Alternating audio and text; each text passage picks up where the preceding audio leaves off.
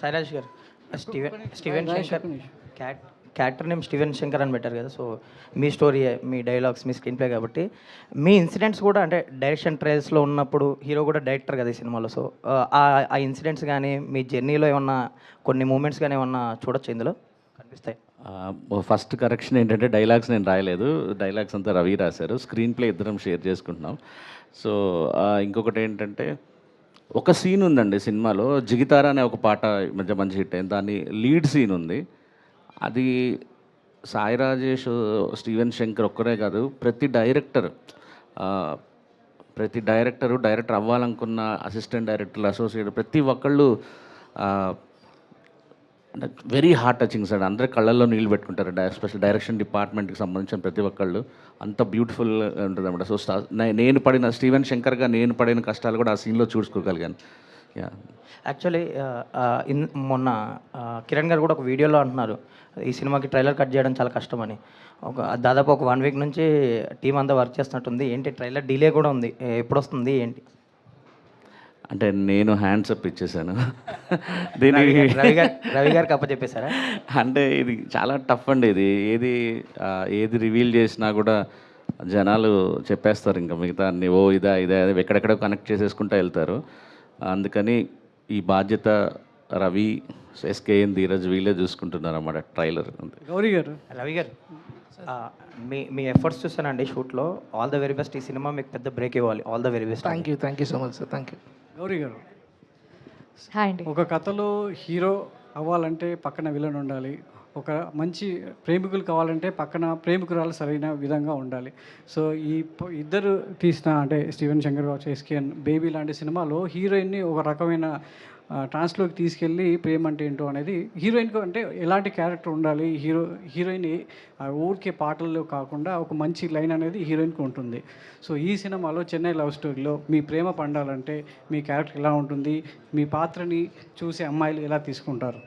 ఖచ్చితంగా అండి. It's a very very different character. అంటే మీరు పోస్టర్లోనే చూస్తే మేకర్స్ ఫస్ట్ నా పేరు వేశారు. అంటే వాళ్ళు క్యారెక్టర్కి, కథకి వాళ్ళు ఇచ్చే ప్రాధాన్యం అది. And I want to take this opportunity to thank the makers, Kiran గారు అండ్ ద డైరెక్టర్ గారు, everybody for giving me this honour and the character. Definitely it's a very layered character అండి. అంటే ఇప్పటివరకు 4 పాటలు రిలీజ్ అయ్యాయి. ఏ పాటలో కూడా నేను ఒకలాగుంటాను. అంటే గుర్తుందా పాటలో ఒకలాగుంటాను, వదలనే పాటలో ఇంకోలా ఉంటాను, హోయిలా హోయిలా పాటలో ఇంకోలా ఉంటాను, అండ్ జిగితారా it's totally different. So definitely ఇప్పుడైతే నేను ఎక్కువగా చెప్పలేను క్యారెక్టర్ గురించి. బట్ ఒక ప్రేమ కథ ఇద్దరి మీద ఖచ్చితంగా నడవాలి. అబ్బాయికి ఎంత ప్రాధాన్యత ఉండాలో అమ్మాయి కూడా అంతే ఉండాలి. అండ్ వీళ్ళిద్దరి మధ్య లవ్ స్టోరీ ఎలా ఉండబోతుంది అనేది ఇట్స్ వెరీ వెరీ బ్యూటిఫుల్. తెర మీద ఎలా ఉన్నా మీ పాత్ర చూసే అమ్మాయిలకు ఏ విధమైనటువంటి ఇంపాక్ట్ చూస్తుంది? అంటే బేబీ చూసినప్పుడు అమ్మాయిల్లో చాలా మంది నెగిటివ్గా తీసుకున్నారు కొంతమంది. సో మీ రోల్ అనేది అమ్మాయిని this is a very pure love story అండి. That I can tell you definitely. చాలా ప్యూర్ లవ్ స్టోరీ, ఒక మంచి క్లాసిక్ వైబ్స్లో. అండ్ ఎలా ప్రేమించాలి అంటే ప్రేమ ఎంత స్వచ్ఛమైనది అని ఈ మధ్యకాలంలో మనం మర్చిపోతూ వస్తున్నాము. సో ఆ ప్యూరిటీని గుర్తు చేసే క్యారెక్టర్ ఇది. ఎస్కేఎన్ గారు, కంగ్రాచులేషన్స్ ఫర్ బేబీ 3 years అండి. థ్యాంక్ యూ అండి. Thank you. సో 3 years తర్వాత ఈ సినిమా వస్తుంది. అంటే మామూలుగా క్రేజ్ ఉంటే ప్రీమియర్స్ వేస్తారు, కానీ మీరు ప్రీమియర్స్కే ఒక క్రేజ్ తెచ్చారు బేబీ టైంలో. సో ఈ సినిమా ప్రీమియర్స్ ఎలా ప్లాన్ చేస్తున్నారు? అంటే ఒక ఎక్స్పెక్టేషన్స్ ఉంటాయి నార్మల్గా తెలుగు ఆడియన్స్కి. అప్పుడు బేబీకి ఇంత యూఫోరియా క్రియేట్ చేశారు, అండ్ ఇప్పుడు చెన్నై లవ్ స్టోరీకి ఏం చేస్తారో చూద్దాం అని సోషల్ మీడియాలో చూస్తూ ఉన్నారు. వాళ్ళకి ఏం సమాధానం చెప్తారు? అండ్ వన్ మోర్ క్వశ్చన్, మామూలుగా మీరు ఒక హీరోయిన్ కానీ ఎవరినైనా ఇంట్రడ్యూస్ చేస్తే వాళ్ళు గోల్డెన్ లెగ్ అవుతారు టాలీవుడ్కి. ఆల్రెడీ గోల్డెన్ లెగ్నే మీ సినిమాలో పెట్టుకున్నారు, దానికి రీజన్ ఏంటి? ప్లాటినం లెగ్ అవ్వాలని వాళ్ళు అలా పెట్టుకున్నారు. జోక్స్ ఒక పార్ట్. అవునండి, దీనికి కూడా ప్రీమియర్స్ వేయాలనే ప్లాన్ ఉంది. బట్ ఒకసారి కాపీ అయ్యే టైంని బట్టి కొంచెం సెన్సార్ ఇవన్నీ చూసుకుని దాన్ని మళ్ళీ నేను సాయిరాజ్ గారు ఒక ప్రెస్ మీట్లో అనౌన్స్ చేస్తామండి.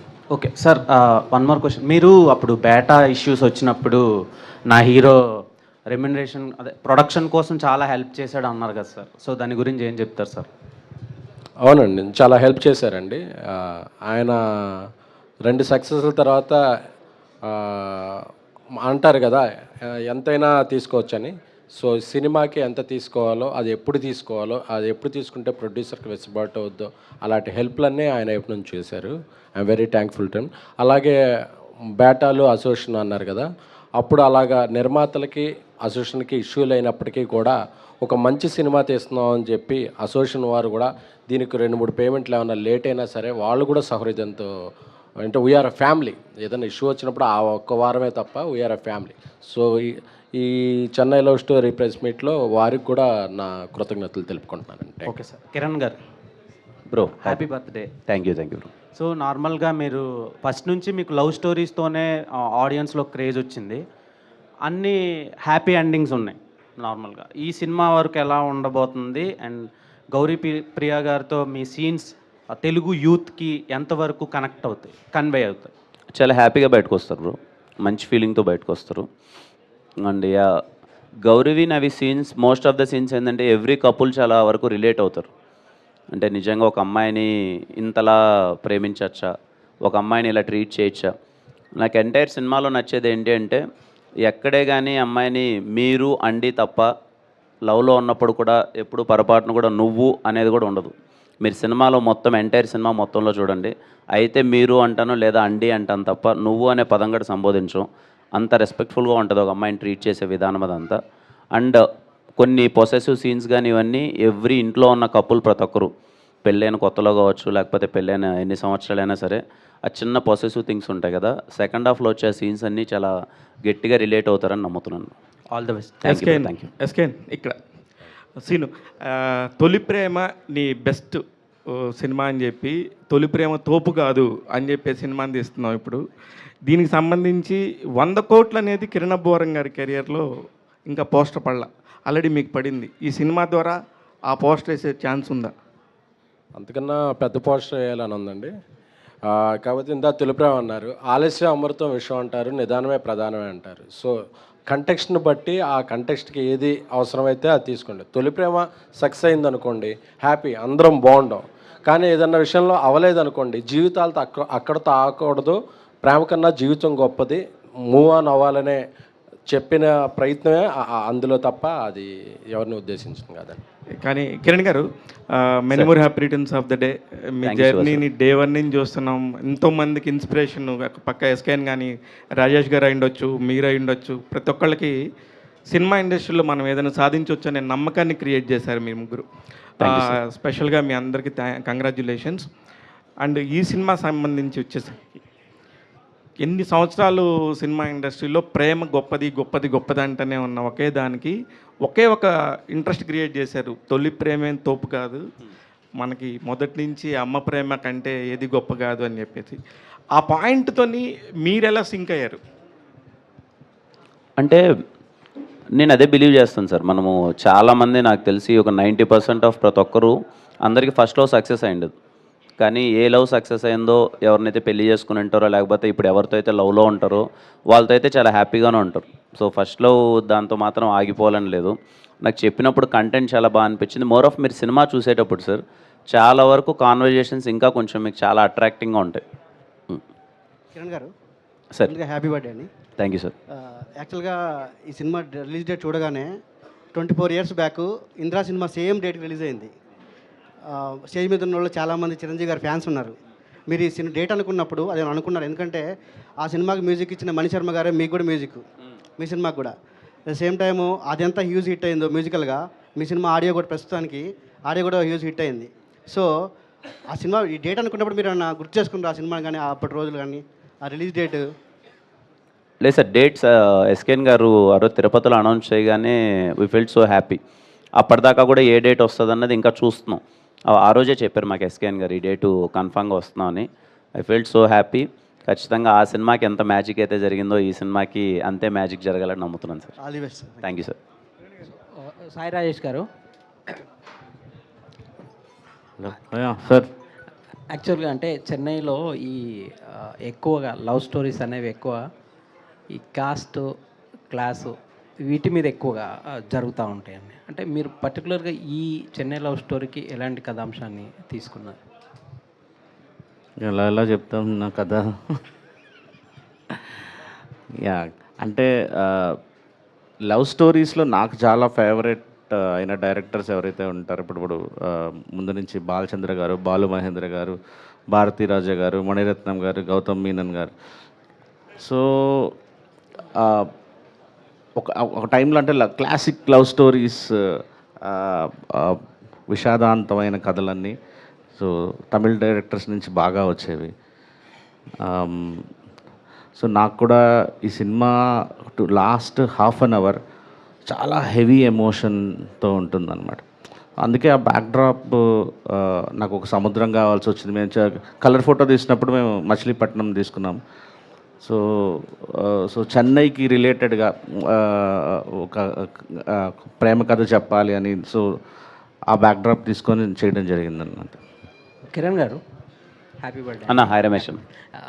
యాక్చువల్గా అంటే మీరు ఒక పక్క ఇలాంటి మాస్ కొంచెం జనాల్లోకి వెళ్ళే సినిమాలు చేస్తూ అంటే మీ హీరోగా మీ రేంజ్ని పెంచుకుంటూ మళ్ళీ ఎందుకు సడన్గా అంటే ఇలాంటి ఒక క్లాస్ లవ్ స్టోరీ ఏమాయ చేసేవా లాంటిది ఎందుకు చేయాలని అనుకున్నారు? అంటే మీకు ఇది చేయడానికి రీజన్ ఏంటి?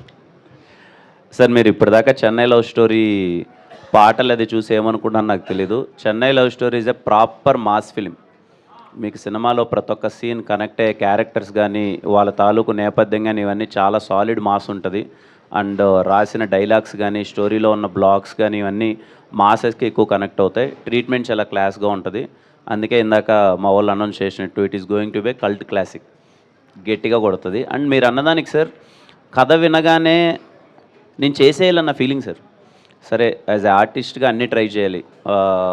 కాలో ఒకలా, కేరాంప్లో ఒకలా ఎంటర్టైన్మెంట్ అయిపోయింది, ఎనర్జీ అయిపోయింది. ఇది నాకు చెప్పినప్పుడు రోల్ కొంచెం ఛాలెంజింగ్ అనిపించింది సార్. అరే స్టీవెన్ శంకర్ రోల్ చెప్తుంటే ఓకే నన్ను నేను చేయగలనా, ఒకసారి ఇంత సాఫ్ట్గా ఇంత ఇన్నోసెంట్గా ఈ క్యారెక్టర్కి అన్ని షేడ్స్ ఉంటాయి సార్. నాకు కొంచెం ఛాలెంజింగ్ అనిపించింది చేయగలనా లేదా అని. బట్ టీం ఇచ్చిన confidence sir. First day glimpse shoot చేసినప్పుడు నాకు అంత కాన్ఫిడెన్స్ లేదు. అప్పుడు ఓకే మొత్తం అంతా కూర్చోబెట్టి నాకు ఇంకా గుర్తు ఆఫీస్లో కూర్చోబెట్టి హెయిర్ స్టైల్ అంతా అయిపోతుంది. నాకు ఒక కంగారు పట్టేస్తుంది, 2 సంవత్సరాలు పెంచేసుకున్నాను తీసేస్తున్నారేంటి మొత్తం అంతా అయిపోతుంది ఏంటి అని. బట్ ఏ రోజైతే ఫస్ట్ డే షూట్ అయినప్పుడు కూడా వీళ్ళని అడిగాను, సార్ నాకు అంత కాన్ఫిడెన్స్ రావట్లేదు ఏంటి అని.